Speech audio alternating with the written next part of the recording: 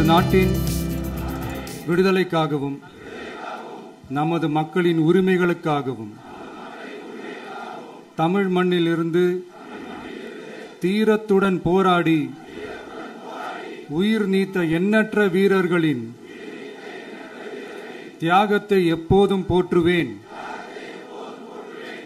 நமது அன்னை தமிழ் மொழியை காக்க உயிர் தியாகம் செய்த மொழிப்போர் தியாகிகளின் இலக்கை நிறைவேற்றும் வகையில் தொடர்ந்து பாடுபடுவேன். இந்திய அரசியலமைப்பு சட்டத்தின் மீதும்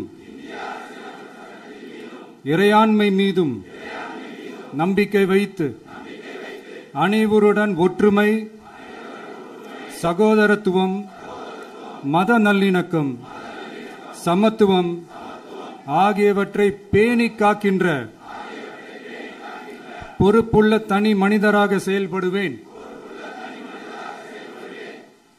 மக்களாட்சி, மதச்சார்பின்மை, சமூக நீதி பாதையில் பயணித்து என்றேன். சாதி, மதம், பாலினம், பிறந்த இடம் ஆகியவற்றில் பெயரில் உள்ள வேற்றுமைகளை களைந்து மக்களிடையே விழிப்புணர்வை ஏற்படுத்தி